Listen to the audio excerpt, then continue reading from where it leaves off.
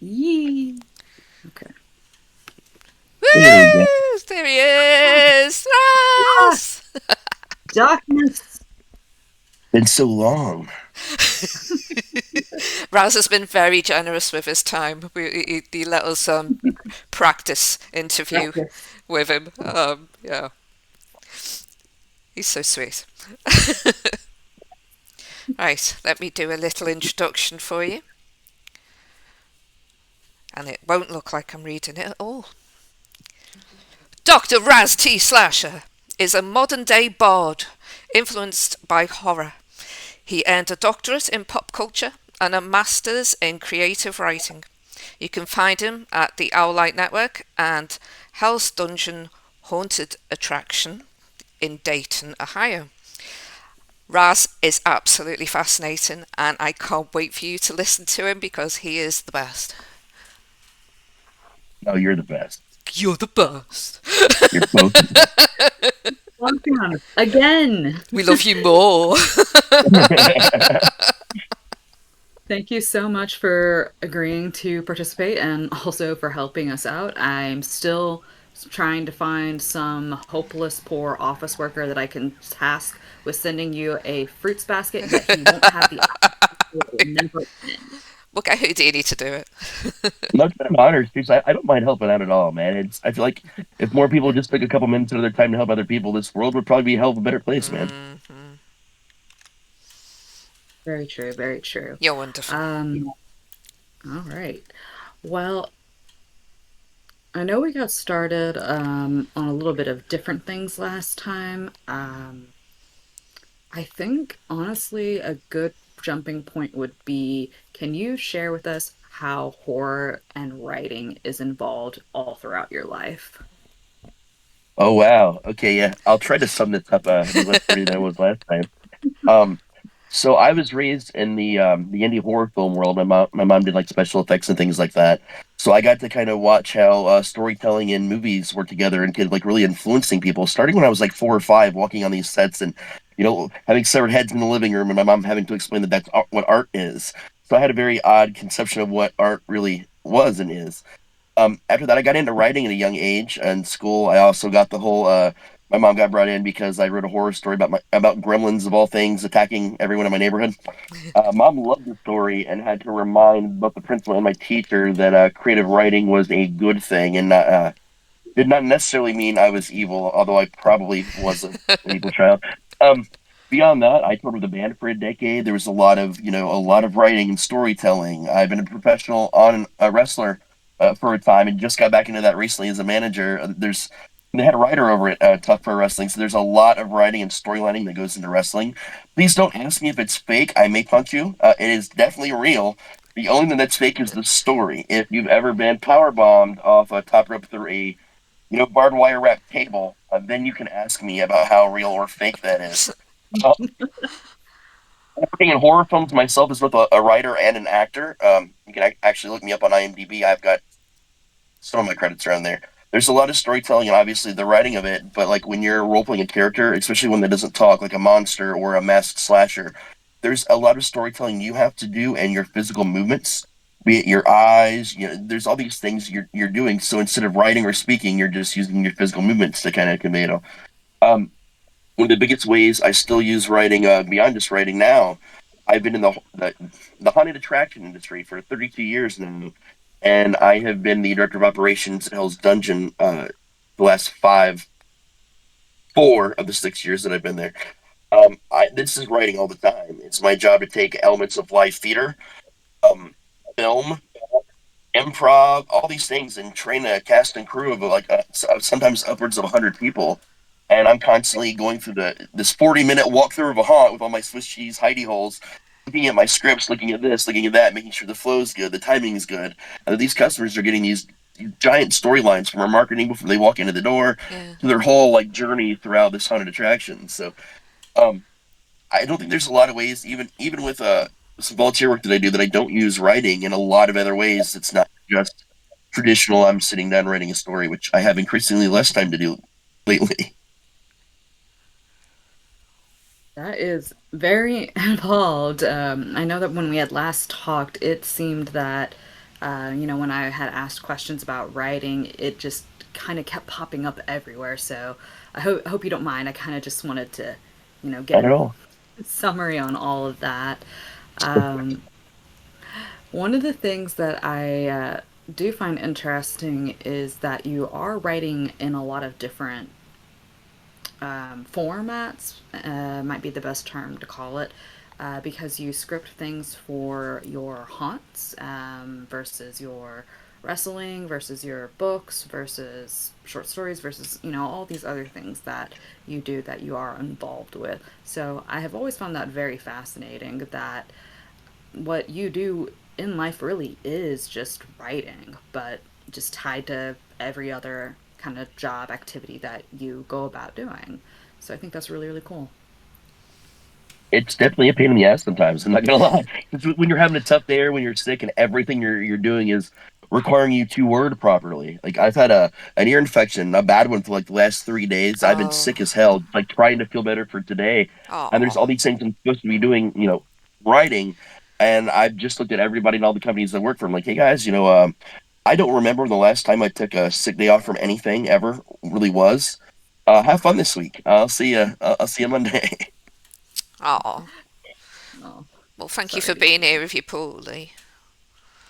That's worth it. It is worth it, man. All right. Um, I kind of would like to ask a little bit about your writing style. Since you do write in so many different areas, what kind of writing style do you sort of see yourself predominantly using when you approach just regular prose? Or do you feel like you kind of write similarly in the same style as it comes to everything? Um, if you look at my website, it says that I'm a neurodivergent writer for neurodivergent people. To me, what that means is I don't have a necessarily a style anymore.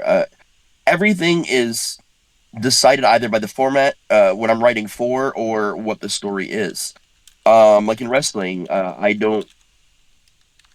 write like I'm writing prose when it comes to wrestling because that's my job is sort of the stories. Then I'll sit down with the wrestlers, their manager, and the other people involved who write up the booking cards, and then we kind of work from there to kind of tell this story on how we're going to do it with physical movements.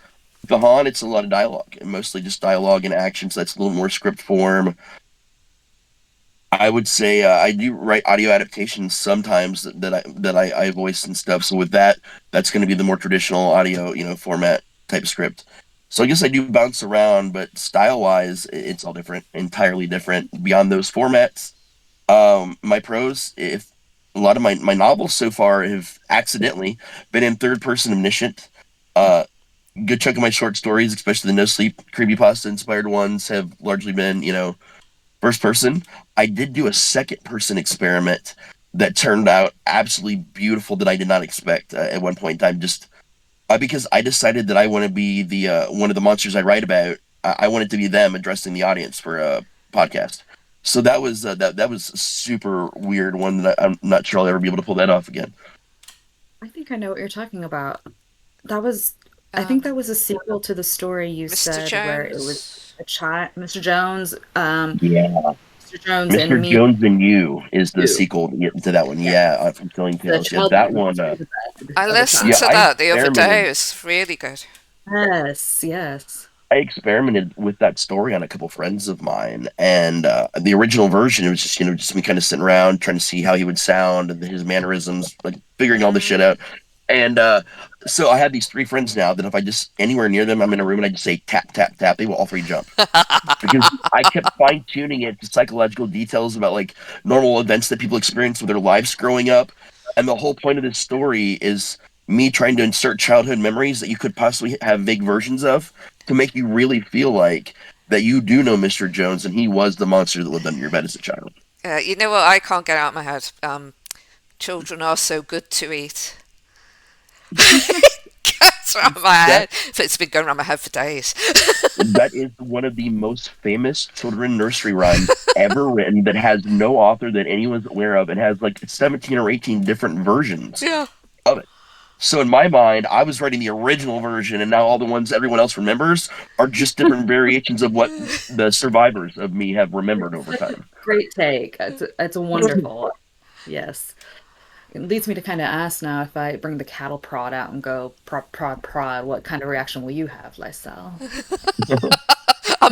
Well, if I rambled, I want to get into Riverside Chronicles. Yes, yes. I really want to talk about that because there's a few stories that come up for me that I feel you could talk about, delve deeper into that. The one that I told you that I really liked was Jimmy's Toys, um, because it's amazing the way that, like, you get to go to this toy shop, and I said to you, I would love to go to that toy shop, and it was real, wasn't it? It's a real place.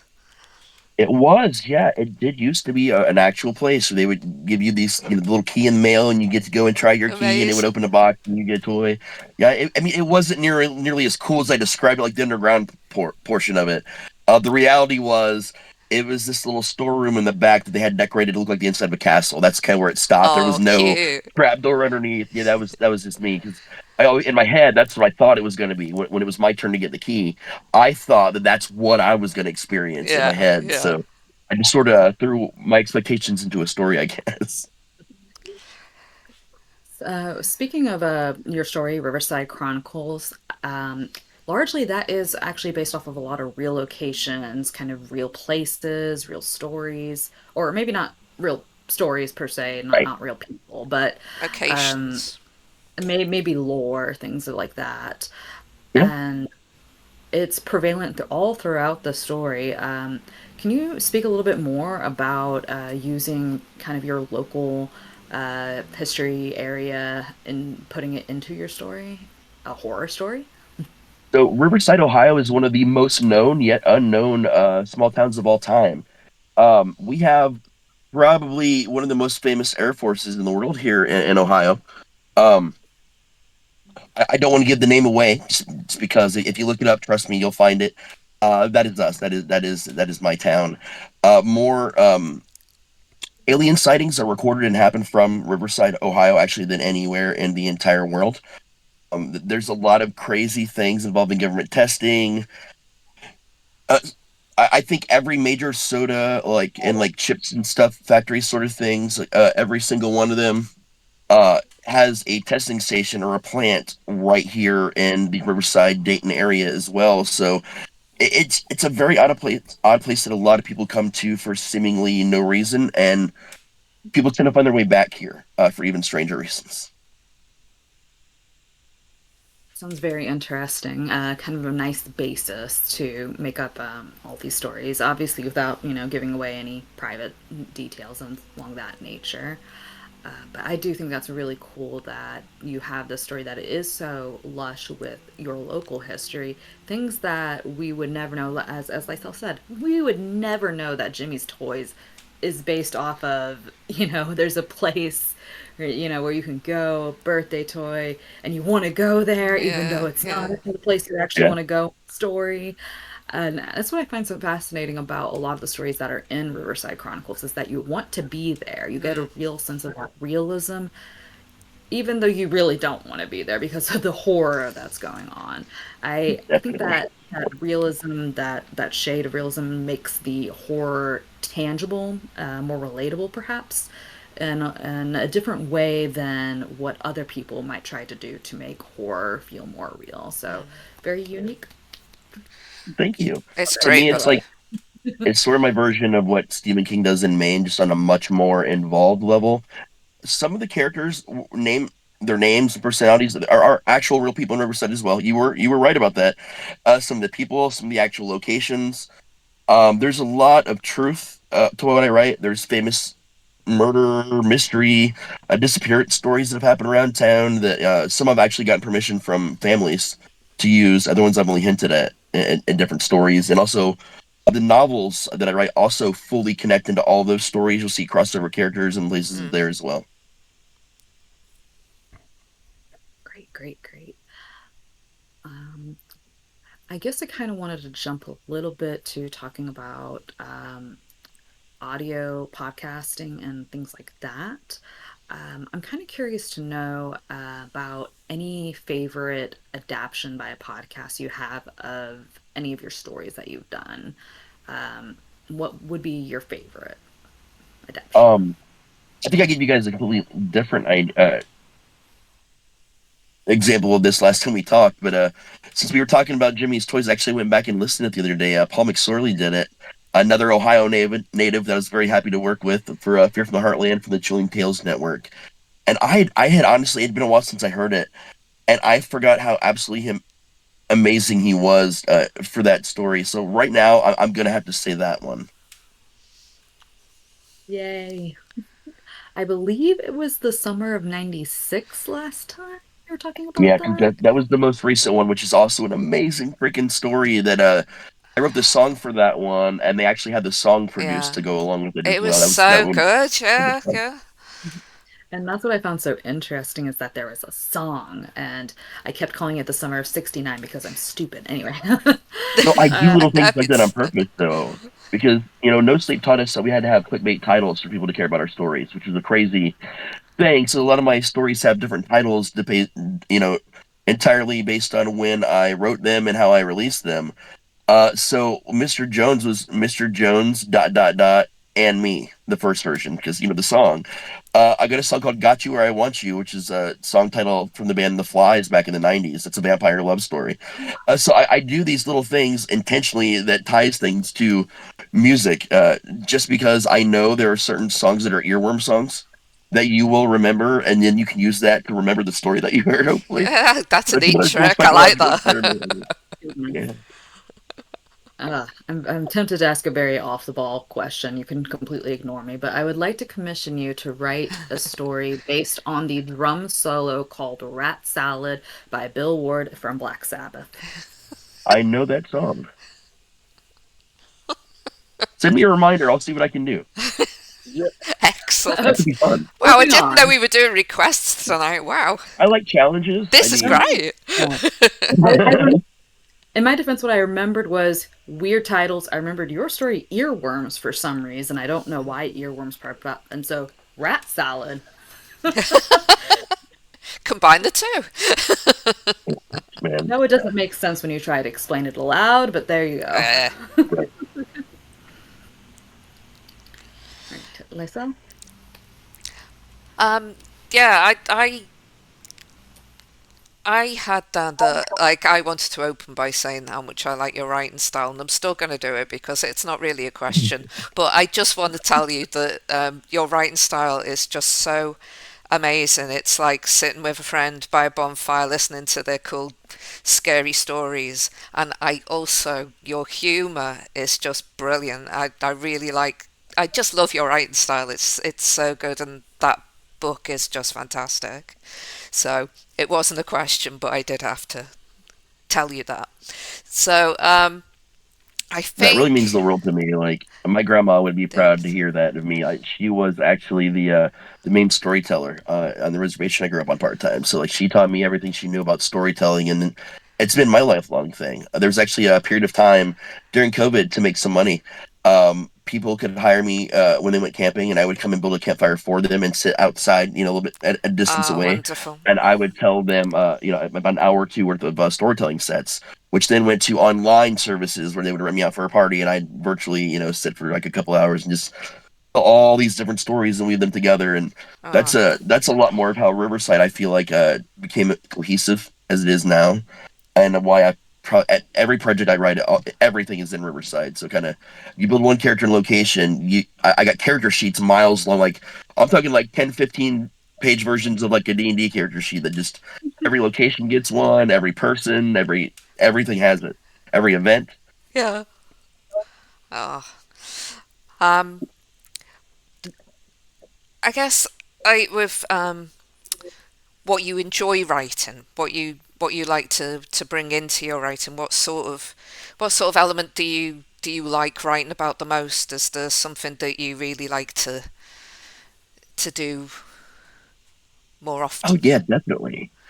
Kids on bikes is a big thing, like coming of age type stuff. That's always been a huge thing for me. We just lost Dan Simmons recently, and again, I'm not here to talk about people's personal beliefs and lives. I leave that aside. but probably Summer of Night was just as influential to me as it that Stephen King wrote when it came to that, and also Small Towns.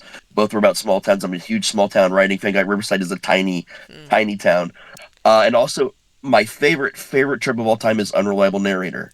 I do a fair share of that. I just do it in such a way that you might forget that someone might not be reliable because of certain little pieces of the story that just seem completely nonsense, Yeah, and it'll rectified again by someone later, like out of nowhere, or in another story will connect to that story. But remember, it'll have a piece of a detail that's slightly different than what you heard before. I love that. I love that. I used to get really frustrated by unreliable narrators when I was young because I was just, if I'm six and I'm like, just tell me the story. Right. So when Can't do it, I buddy. yes, I think it's called the trustworthy unreliable someone. I don't know. There's a word for it Yeah. for when the unreliable narrator is sometimes trustworthy or otherwise has some source of information that can be, I actually found that I really, really like that because it can do a lot for mystery as well as building relationships in the story. And it kind of feels more realistic and it actually reminds me of a lot of people I know in my real life, and certainly a lot of characters that I have read. So That's kind it's of how nice. I get more of that personal vibe. In real life, we're all unreliable narrators. You could have had the coolest thing ever happen to you, and you're going to remember it later. And like, there's pieces you're not going to remember right. There's pieces that are going to get bigger in your head than they were. Mm. And the person next to you was like, "Yeah, dude, I was there. Like that did happen, but this is how it really happened." There's like 20 different versions of that one instance. So like naturally, like it's not intentional, but we are all unreliable narrators to some degree. I always like the idea that what you're remembering is not the actual event. You are remembering the last time you remembered. And Yes. I always thought that was very fascinating. There is a Brandon Lee, who died on the making of The Crow. He has a very, very beautiful quote on his gravestone. I won't go into it, just look it up. It has a very beautiful quote, and part of it Gorgeous. says, how many more times will you remember a certain childhood afternoon? Perhaps four, perhaps maybe five. How many more times will you see the full moon before you die? Maybe 10, maybe 20. Um, and then it ends with saying, it's all so finite, yet it all seems so limitless. So, um, point being is that, yes, I think story and memory play a very interesting role in shaping us humans, and that also turns into how we make our characters, or at the very least, how we read characters in story, and they seem real to us, coming from a reader's perspective. Having worked in libraries, there's something I think you'll appreciate. One of Stephen King's novels, and very not even close to one of my favorite ones, Dreamcatchers. Mhm. Um, in that, when the guy's trying, he's got eidetic memory, which I also have. I also have brain damage, so it's kind of like scattered in places. Um, the main character talks about how his mind is like a library, and every one of his memory is represented by a card in a catalog. And if he shuffles the drawers enough, he'll find the card he's looking for and have perfect recall of that event. Like just the way he describes that as the library, and then the movie version of it actually shows him in his head opening up like a card catalog to go through stuff, and I'm like, that is how my brain works. That's exactly how my brain works. That's very nifty. And yes, yes, us humans, Eric. It's getting too late to talk about Skinwalker lore. Anyway. I'm not sure that I am human, but I can tell you for sure that 5 years ago, a friend of mine got me legally registered as an emotional support animal, but listed me as an emotional support cryptid. Ooh, There are some I need to companies you can get pay onto these when this they will send you this. conversation. They will just send you whatever from a doctor without looking into it. And we were trying to prove a point. And yes, I'm an emotional support cryptid. I love that. I love that. I really need to tell the Skinwalker Union. So many options could now be open to Oh, us. it's expanded exponentially now. So I, I'm kind of so. Blah, blah, blah. Let me see how to phrase this. Rewind. Blah. See, this is why I'm not human.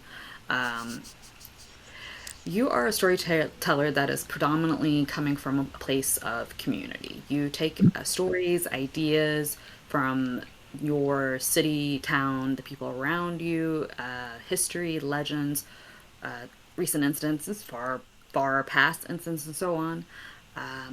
I kind of do think that the writing that you collectively do tends to be a little bit more on the community side. And what I do find interesting is that you have grown up on a reservation and you do have the experience of how storytelling is perceived by that culture.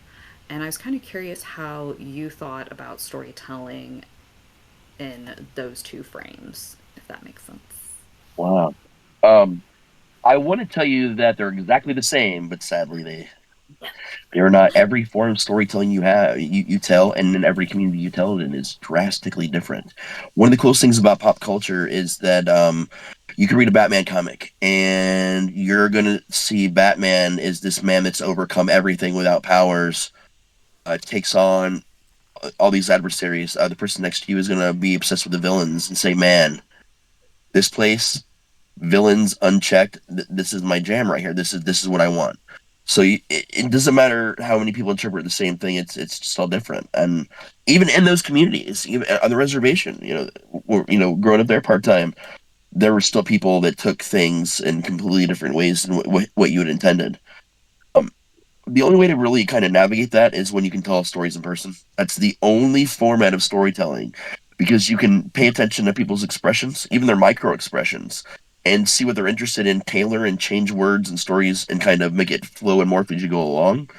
Otherwise, you are subject entirely to another person's interpretation, and that's just it. And people will argue with you over what you intend about stories, about art, about anything endlessly because that's what we humans or you humans, whatever. I don't want to blow my cover. I like to do. Um, I like to argue, especially about stories and meaning and depth of things.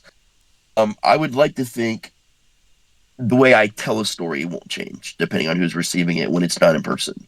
And I try to make it the same as best as I can. Again, knowing still in my brain that it's not going to be perceived the same way. Understandable, understandable. We're gonna have to meet up at this weekend cryptid meeting. I've got parking.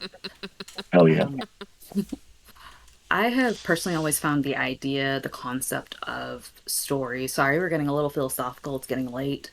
Um, if you want to try to understand what the quote unquote meaning of human existence is, I think the closest you will ever get is storytelling.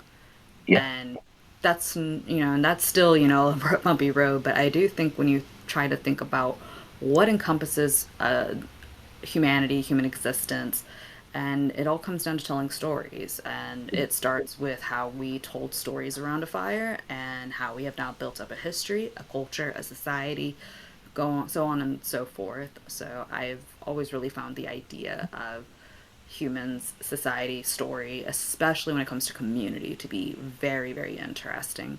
And I find those tend to be a lot of times my favorite stories. I definitely agree with that. I know the last time we talked, I was talking about how I felt about horror as a genre, much in the same way. The first horror story I ever told was, they were around a campfire and he goes like, "Hey, there's this deadly thing down there," and he describes a saber-toothed tiger. Cave walls, things like that. But around the hearth, around the home fire, this fire that gives life to all of us in this tribe. That's where stories not only began, but that's where horror began. Because horror, at its core, is a respect of things that you don't understand or respect of things that could be dangerous to you in some way.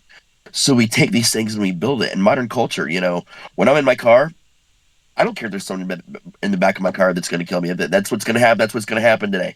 But I'll be damned if I don't still check the back seat when I get in. Or I hear a strange sound in my house and I'm like, I'm going to go investigate. Stand up and then I go, no, I'm not. And I sit right back down. So there's the monster under the bed, the closet. There's all these things because at some point in time there was a real story about one of these things that actually happened to someone, and people talked about it, which is how urban legends were born. By the way, that the entire concept of what urban legends are is centered entirely around storytelling. That's why they all urban legends exist. All with Yes. little tiny grains of truth somewhere. Yeah. Unwritten is a very good graphic novel. I own the entire series, including the special edition. Okay, back to this. That is on my TBR. Yes. It took me a second. I was like, what are they talking about? Unwritten. Oh, oh. the thing that's part of one of my passwords.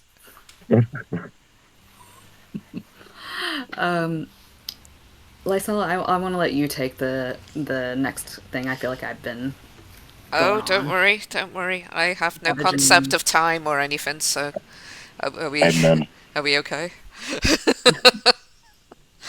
Um, I'm probably gonna go off piste, I think, and ask you about your daily routine. How do you fit writing into anything? I know you've got a lot of things that you get up to. You're a busy man. I mean, I probably sound a lot busier than I actually am because a lot of what I do is writing and hurry up and waiting a lot. Most of my day is probably hurry up and wait for something else to continue. Um, I get up, I take the kids to work. Um, they work at a store right above the haunt because the haunt is underground. The whole haunt attraction is underneath the ground and Oh, it's cool. over half a giant shopping center.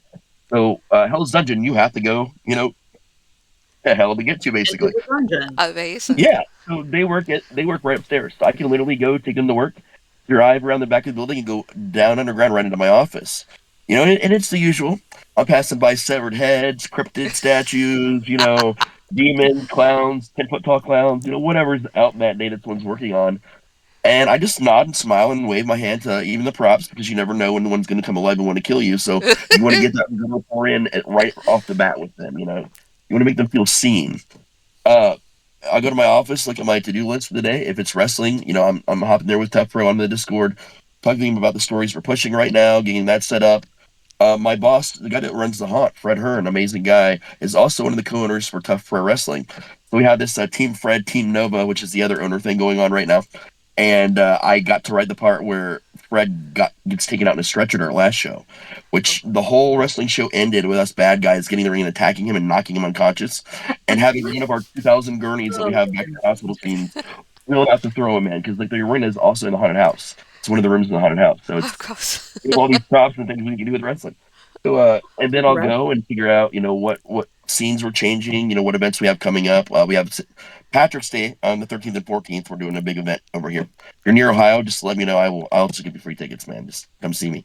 Um, but and that's it, and it's everywhere. And then when I'm through all of that, if it's not already time to pick up the kids and go back home, uh, I'll sit down and write. I think one out of maybe every 10 times, I hope to sit down and write. I actually do get a chance to sit down and write on actual, prose that I'm writing for, Mm.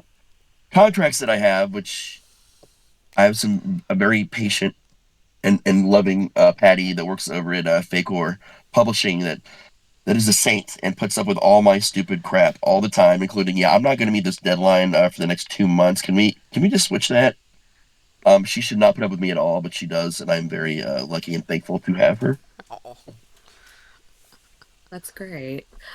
Um, Kind of touching on your writing projects, I'm kind of curious about what kind of things you have going on currently and possible plans, for the future. I know that's kind of more of a later question, but I also know that you have a lot of stuff to kind of touch on there, and so I'm kind of curious if you would like to go rehash some of things projects that you have going on, projects that you are starting up, and maybe Yeah. not even necessarily just pure prose writing, just things that do involve writing. Um, the biggest things I have in writing coming up is actually writing for a change because I've been pumping so much into writing and doing things so much ahead of time for the haunt and for wrestling that I'm trying to build this giant buffer so I can crawl back into my hole for a week and get some stuff done. Um, I'm finally finishing the Silence's Crimson trilogy this year. This has been a very, very hard story for me to write. On the surface, it's like a comedy horror 80s slasher throwback Lovecraftian comedy. I mean, I don't know, like that's a lot to say, but that's basically what this project is. A guy gets beat to death, thrown in a sewer, and forcibly possessed by a Lovecraftian creature that's been stuck in the sewers of Ohio since the 1920s. Uh, as far as my comedy horror goes, it's probably my best, hands down. The best I feel I've done with the transitions from terrifying you, then making you laugh just enough to forget that you were scared, just to terrify you again. yeah. I feel like this is probably my best when it comes to that. I'm an asshole kind of by nature, so the whole the third person omniscient storyline, the god type narrator telling the stories has a very similar assholeish quality. Um, so that kind of works for me. It's a lot of fun to write, and it's different than anything else I'm doing. Um, it's also about how I am handling my brother's suicide, who took his life after leaving the military, and he had schizophrenia. So my concept about how someone gets possessed in horror stories is sort of my take on what, from what he talked to me a lot about, and how he dealt with schizophrenia. That he felt like he was, being basically possessed. Yeah. Also, as a huge horror slash haunt fan as he was. So it's been my way of finally dealing with that, and 10 years in dealing with this, actually almost 15 years now dealing in since he's passed. It feels like it's finally time to wrap up that story, and which I've been dreading doing. Wrapping up a story like that almost makes me feel like I'm losing that last little piece of him. But I have this picture of him playing his guitar that's up on every writing desk I've ever had since he passed. So like I feel like he's always still there writing with me. It's kind of how I see it, I guess. You won't see any of that at all if you read those novels. I'd be surprised if you did. Now that you know it, though, however, you're likely to not see anything but that, which could be good or bad. Hmm. Um, I'm writing two sequels to Riverside Chronicles with a lot more shorts. One is focused on haunted roads around town. I haven't decided what the third one. The third focus, I believe, is just going to be about the house I grew up in only, which already has like 9 or 10 stories written, ready to go for it. I'm writing two projects about haunted attractions. One is a serious horror called Scream Park, and the other is a comedy horror series. Imagine the TV show The Office taking place at a haunt where only the director of operations is human and doesn't realize it. Oh, That's sort of cool. the vibe that's going on. I have a skinwalker who's actually the secretary, and everyone's terrified of her. I've got the black eyed kids are my queue line actors to go out and scare people and pump them up before they go in the house. And a lot of the objects in the haunt in the story are possessed or cursed and come to life and sometimes kill people. So I think in the earliest story I wrote for that, and some of them ended up on Reddit, not on No Sleep, but just kind of around Reddit a little bit at one point. A janitor got eaten by a sentient pile of nacho cheese. I'm pretty sure it was. So this is like Amazing. a total like has a lot of actual real industry stuff about haunted houses in it that people would not expect at all. But once you see it, then go to a haunted house with it in mind. I'm not gonna say it ruins things for you, but you're gonna see your experience very differently. But also getting to add in all the fun, stupid conversations that we have, and just absolute stuff that we come up with. There's a character that's like Kenny from South Park. You literally, uh, the main character, the human, finds out he's not human by watching him getting destroyed in a really hilarious way. And then he comes back to life the next day and no one bats an eye. And he's like, that's when he starts to realize there's something wrong with this company. But I love that one's I'm this. really excited about. I've got, I love it. I'm going to do, I think, a tri novella length for the first time ever in my life with this project, just kind of getting going sooner. Other than that, I got a foray into urban fantasy that I'm really excited about. I'm a huge, huge fan of like the Dresden Files. That's a big love Yes. for me. The Vesic series by Eric Asher. I love that sort of vibe where you got this magic user in this world where magic exists, but the average person doesn't know about it. But what no one ever does, and I've seen necromancers, wizards, I've seen all the druids, all these different types of things. No one has ever done a bard, and when I think Dungeons and Dragons, I think bard. That's my life. A bard is what I do. So bards for life, man. So this is actually about a bard navigating Dayton, Ohio, which is actually the city that Riverside is a suburb of. So there's actually going to be some Riverside crossovers into I this. love This is going to be a much more like I'm sure horror fueled at times, but a little bit of all genres mixing in, sort of to create this giant story. But with a it. bard, because why not? It is interesting that there's not been a bard character type before, simply because bards traditionally are vehicles for storytelling. But Right. you're right. I've tons of necromancer stuff, tons of other things. I got someone handed me. I don't even know who. It was a very, very soft. Won't even call it. I don't even know if I want to call it romance. Just so soft. I think it said. Necromance me no more. It was so bad. Anyway, Oh yeah. and there was a bard side character, and I just kept thinking this person is endlessly more interesting. But Bards to, are kind of yeah, larger than life characters. They've got to be. If they're not the front of attention, don't even write about a bard, man. That's right. not even what a bard is. If they're not the main characters. Period. And my guy Seth, he's full of himself. He knows he's hot shit. He's good at what he does. And I'm not like that. I live in a world that where things like self-esteem and things like that don't exist. Not because I don't have it, because I never learned about it, I guess, at any point in time. So it never became something, I guess, that I operated with. But this guy, very, very different story. I had to actually, for the first time in my life, write pickup lines. I've never delivered a pickup line in person. I'd never written any. And I got really into this character and I smoked quite a bit. And I was just thinking about, what he would, the kinds of things he would say. And my favorite line that I wrote, and this was the only one that ended up in the story I wrote. It was one story in an anthology that I'm splitting the whole series into. Hey girl, you remind me of a 1987 Toyota Corolla. I want to get inside you and smoke a cigarette. And I don't even know where that came from. Like half of my friends like drove a Toyota Corolla, like a white one growing up. Like almost everyone I knew at one point had a Toyota Corolla. Do they have the white wall tires? Yes, They're all writing it's this like that down in the car. chat. It's a that Toyota Corolla is like a shared memory, man. Like I don't know why, but they are. Goodness, goodness. That was my set voice too. I don't know. I was working on that the other day. As an aside, I got into an argument with my dungeon, my DM, because I was playing it was basically a bass guitar, an electric guitar.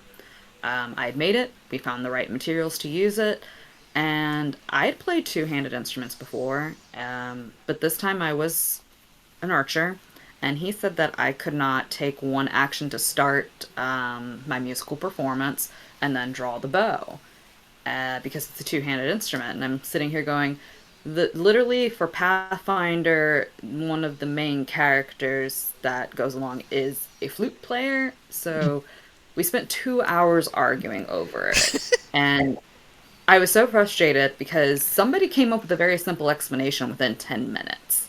It's like it's a magical guitar. You just hit it once and it keeps playing. Now I can shoot. I mean, Another. actually, self-playing instruments are a huge part of D&D and Pathfinder. It's actually one of the most common enchantments. Once you play the Oh, first note, you start it, yeah. you let go and keep it strapped to you, and while you're fighting, and then if you And I take quick draws of the feet, bam, you're solid. I was very, very frustrated. I kept bringing these articles from the internet up. I kept bringing stuff like that up, and they kept telling me that I would have to take an extra action, and it's like I am severely, you know, okay. All I can do on my initiative is just start playing, and it's like that's very, very unfortunate. I can't do anything else. I can't direct anything towards anyone. Can't draw an arrow. A Nothing. lot of It's just DMs nerf bards and it's just a lack of understanding what a bard is meant to do and how they can be used. And DMs kind of see it as OP at first until you really understand the whole point of what you're trying to do. That you are the most true utility character in existence, and you've got to be able to do a variety of these things. And without that, the class is basically useless. So it's education on a lot of I think DM's parts. I agree. Because it was only that one time. I played bards plenty all my life, and I've never had that vehement experience. And it did happen right after I played a spell that basically lets a player re-roll dice. The player would have killed himself from a horrible hallucination, and I saved his life. Just a very like a level 3 spell, not even anything major or big. Just re-roll it, add +2 to it. Yep. You know, it's like, oh, we're in this haunted house. I'm see you looking at that letter opener a little too hard. Why don't you have some strumming guitar vibes? Yeah. Feel the bass. And yeah, he got down to 1 hit point is how close I had saved him, and Oh, my DM was so mad because he was planning for that character to die, I guess. yeah. You had a player killer DM. I hate PKs, Yeah, man. because I asked, was that planned? Because sometimes if it's planned, like, oh, you want to just get rid of a character, start with another one, that's fine. I've let my character be killed off before because Yeah. wanted to try Sometimes you something tell their new. story. Yeah. But are we the only people left? No, there's a few here. Okay, I'm sorry. I'm talking about DM and nerdy stuff.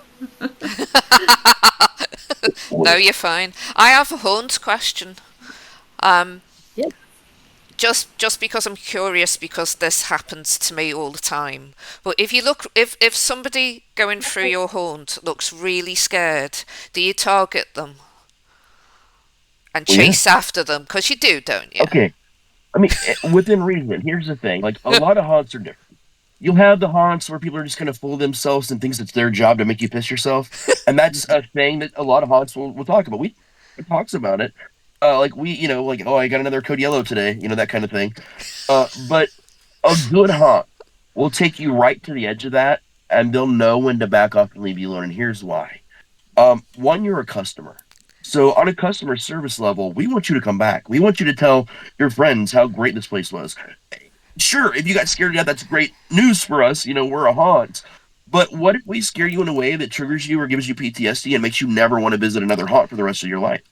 We have now just done you and our entire industry a disservice by taking this cheap scare versus just letting it ride or noticing maybe you're having a panic attack. Now, one of my actors would literally demask if they actually saw you having a major panic attack or if they had nasty make on, have someone else come and demask to calm you down and help you find an exit if that's what you needed. Yeah, We're not here to torment you. We're here to help you forget about yourself and your troubles for 40 minutes and give you this awesome show. yeah, And if what we're doing is triggering you terribly and we're not accounting for that, then we've got to find a way to help you and make sure you're okay. yeah. I love that. But yeah, a lot of hunts don't do that. They'll just chase you until you pee or until you hide in the bathroom or and we at our haunt, like our owner friend, we just don't see a point in that. It just doesn't make sense, man. My husband loves going places like that with me because he just they ignore everybody else in the room and they just me Oh yeah. like running around, and like, it's a comfortable fear. It's not, but it's still, I always feel like they make a beeline for me because I'm Yeah. And we do. We do. As long as we don't see that, like, we're clearly crossing a comfort line to you, yeah, we will come at you first if you're the most responsive. It's just kind of how we're geared. That's every group that comes through. There's like anywhere from a 30 to 60-second difference. We only individually get to see you in scenes for at best 7 to 11 seconds as you go through. So whatever we do, we have to pick someone immediately and make that scene immediately rememberable for them are memorable for them. yeah. So when they leave, they can think about us later. Like, oh, it was this clown, it was this demon priest character, whatever Beetlejuice, whoever it was, man. It's their job to do that to you. So unfortunately, you're your own victim in that manner, I'd say. I know there's one that they do for Halloween near where I live, and it's sort of a zip line and the bungee Oh drop no. Good scare. things, and it's a bunch of clowns at the bottom. So it's like the people, that are usually there to help you and take the thing off, but it's a crowd of clowns, and it is terrifying, and I point blank refuse to go there because I would wet myself. Oh my god, it looks terrifying. And they have these huge I posters up love it. that we drive past every single day, and oh my god, I would love to go, but I just know that if as I'm going down and they're standing there waiting for me, oh my god, oh my Oh god. my Oh yeah, goodness. yeah. I mean, it'd be And, brilliant, and but that's the other thing A about boring haunts is opposite experience. a good number of haunts do what we call the conga line, which most of us haunted attractions absolutely hate, and all haunters hate it. Where they'll try to throw you in with a large group of people that you don't know, and they'll just kind of Uh, shove you through really quickly. So then you're stuck in with groups of people that take all the attention, or will cuss back or hit the actors, or that are too drunk before they went in. They barely just hit how drunk they were long enough to get inside. So our haunt specializes in separating you out and separating groups.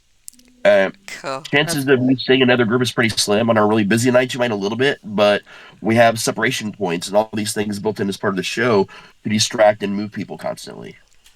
So it's really hard for a lot of bigger haunts to nail that down. It's a big Mm. pain in the butt. But that makes it easier for people like us to target you because we've separated you. We moved you over here, and you're in this tiny Oh, group, you and you're the see, one that being the killed me. loudest. Oh my god. Yeah. I've been to like a dungeon where I have had my husband behind me and I've got hold of his arms and I've wrapped him around me and refused to let go. I'm not letting go of you the whole time we're in here. Oh, I'm I getting saw a cattle guy once prodded, that was sorry. 6'8". I've had it for I a saw a guy that while. was 6'8" do that to a girl that was only 5'1", who was his date. So he's like a foot and a half taller than her, Yeah. trying to make himself like small Wearing, behind her as they're wearing walking my through. husband, yeah. Um, I think it was Carowinds, otherwise known as Scarowinds. It's, Six Flags. That's the most common haunt I've been to, though I have been to more not corporate mandated haunts. Um, and it was like a blown up tunnel that was circulating and then a Yep. bridge that you had to walk across. Fine. Yep. I was fine. I was very much fine.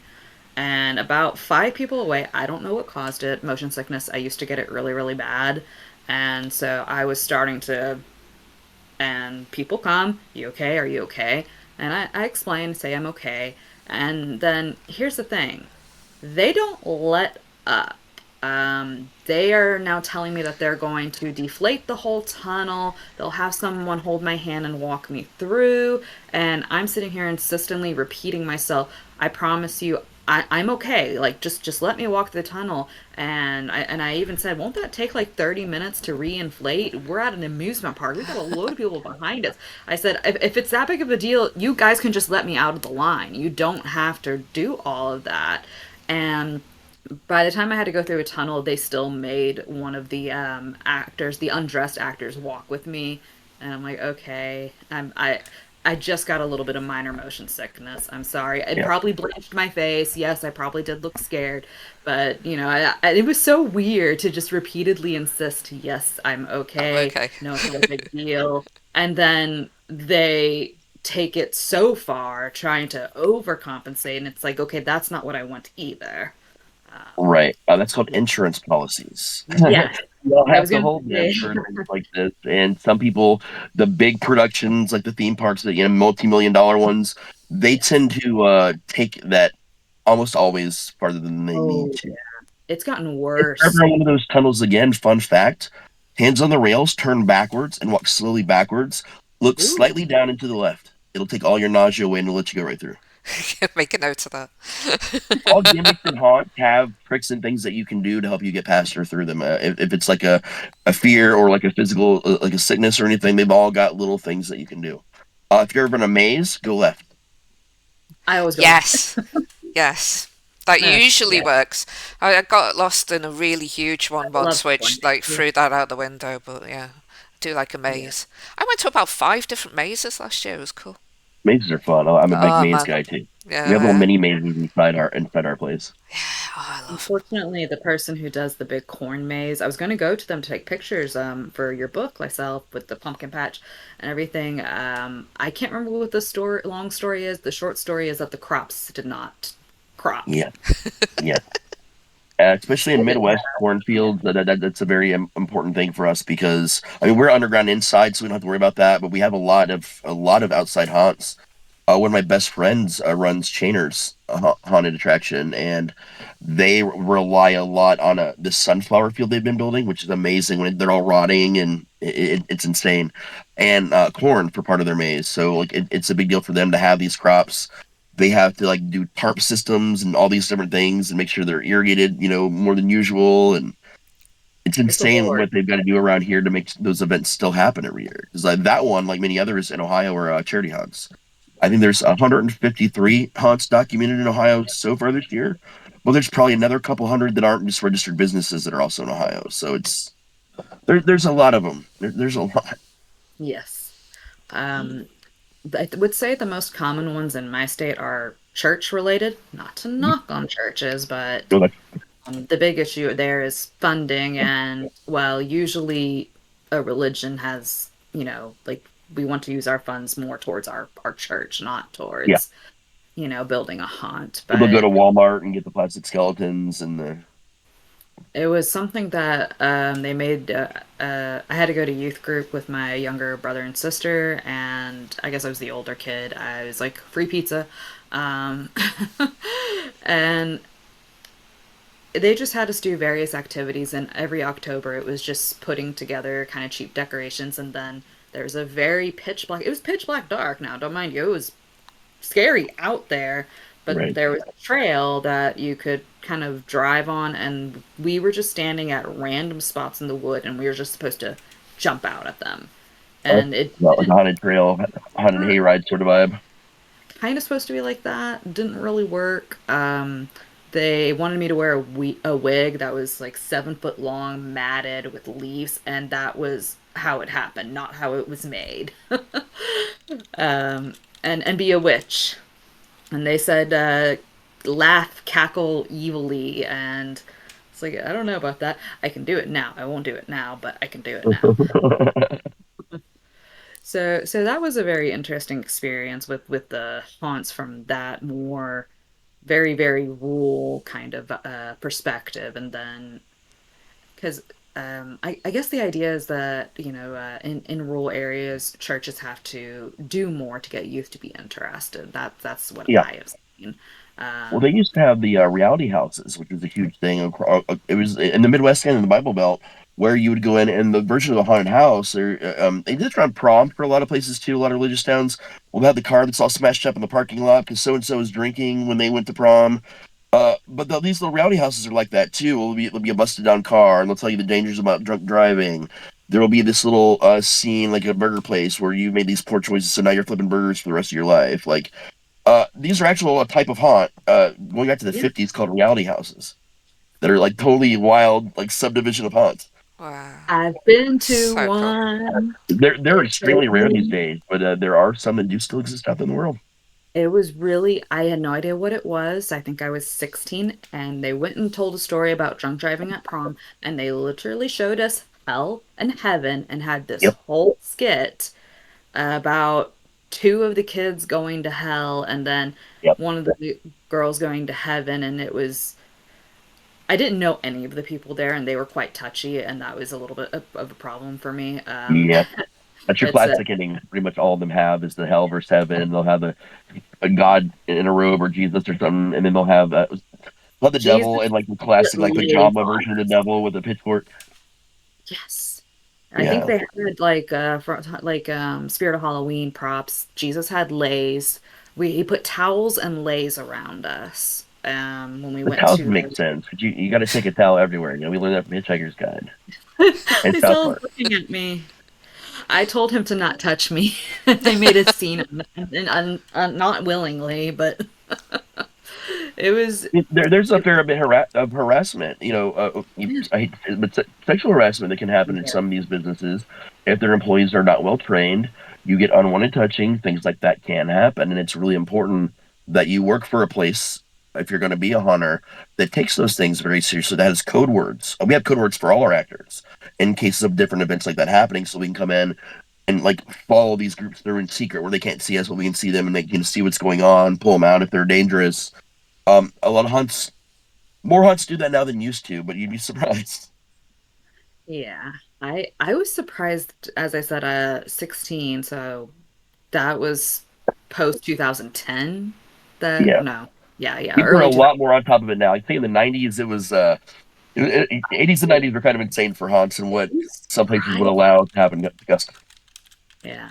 I remember being so surprised. Like it's like did and I also remember the drive there. It was very much driving into the middle of nowhere. I had no idea we were going because I'd only moved to South Carolina about 6 months, 8 months earlier, so I had only gotten my town down. So 45 minutes off into the middle of nowhere, and I Oh yeah, just it's just nothing, rural roads for miles, and then a shack, the church kind of propped up in a huge paved lot with these trees, gnarly trees hanging over it.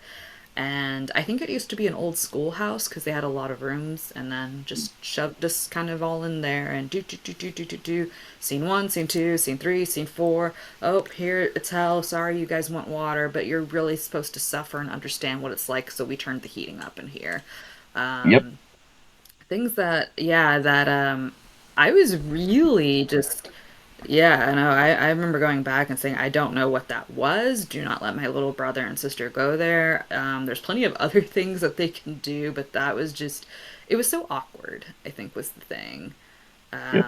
And I think they were trying to do too many things. Like, okay, yes, drunk driving, educational thing, perfectly fine.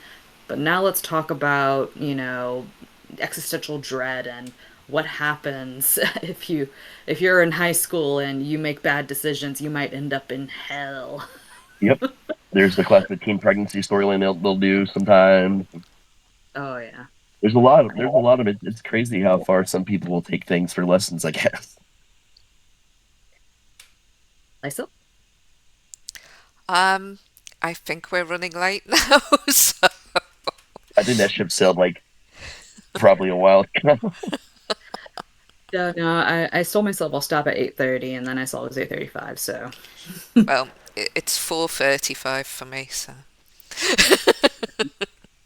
if it helps you feel any better, I haven't gone to bed in 30 hours. oh, I like turtles.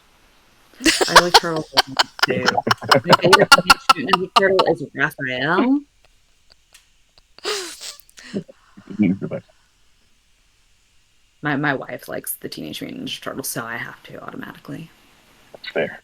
Yeah, We watch all of them. That's the comfort show on the weekends. nothing wrong with that, man. I love Batman. I love like I really do. He has some really good comic book lines, but all right, anyway. Nice talking. I don't know if there's anyone left in the audience. I have to figure out who won prizes because I think Eric guessed two of them. I think he guessed yours, but then Drake said that he won one earlier, and I would have to go check and see did he actually win the earlier one, and then who won the sub. We're going to trick them, and we're going to actually send them a Subway sandwich. Okay. they just misheard. That's hilarious. I like that. Okay. All right. Any Um, any other questions, Sarah? no, I mean we touched on the what he was going to do for the future, kind of story writing, influences, a lot of stuff we got off right off the bat. So I feel like anything else I ask would almost just be getting redundant. I'd have to think of a different way to ask it. And some of these questions took me 30 minutes to come up with when I was trying to come up with individual questions. So let me not do that. Yes, it's like I Definitely. could talk about versatile writing and how do you see yourself as a writer and something like that. Mm, But so yeah, it was great talking with you. Thank We you. we did I had a great time. we did put you at the end on purpose, Raz, because we knew that we'd go over because you're just so fascinated and amazing. Yeah, I mean, yeah, so everybody would be gone. I'm I'm just surprised. playing. I'm just playing. No, no. It Should kind have done that. we both felt like it would kind of work as a late night tales thing, if Yeah, you That yeah, would will. work. yeah, It's a absolutely. little bit, a little bit more No, relaxed, I had a blast. Getting to talk to Oh, chill. everybody in the chat up, and until can't really interact with them when I'm here because I'm on my phone. But I had a great time the whole time. Actually, so many. There wasn't an author you guys had on tonight that I'm not already a huge fan of and have been for a while. So yeah, I hadn't seen what most of them looked like before, or really even heard them speak most of them before. So that was super cool for me. yeah. Great lineup. I'm Oh so yeah, pleased. Um, I I keep hesitatingly say do this again, but I think we need to recover for a long time. it takes time until you get it down. On the network I co-own, we do all these different types of shows, and some of them are just interview shows, man. And we'll do roundtables, but we've learned how many guests that we can handle, and that's sort of the thing. It's almost better to do like one show a week for a month that only has like one or two guests than the giant, like five, eight, nine, 10 guests, because it takes a lot out of you, man. It does. I think we may have already mentioned this, but the big thing is that we did not think that we would get anywhere near as many people. We also did not think that the people who accepted would want to talk live. So that kind of ended up messing up a little bit of not messing up, but it forced the change of the live event to be kind of this big, longer thing out of necessity. There was no way that it was going to be 3 hours. I You mean, know, to do be what we honest, it was never going to be full, was it? So, never really. Well, the hope was that if it was 3 hours, then it would just be four, and if no. it's over, and then yeah. But now we're getting close to six, so Right. But there's a lot of technical difficulties you're never going to see coming, man. There's going to be little things you'll never see coming. So whatever your Yeah, time is, times and a half is what it'll yeah, probably be yeah. until you get it down to the point where you're doing it awesome. Well, there you go, Sierra. You have to just keep doing it. Yeah, there's nothing else. you guys did But great not overall. yet. Honestly, you really did. Not yet. Goodness, goodness. Well, Okay, well, my thank you, cat's just getting. Raz. Thank you, Raz, for being here. So appreciate it, and you're amazing. We love you. I love you guys. Don't forget to spay and neuter your friends. I've got just the thing to help me. Yeah. That was Oh no. Well, I didn't get it too much. I don't think anyone recognized that it was the Lord of the Rings sword this whole time either.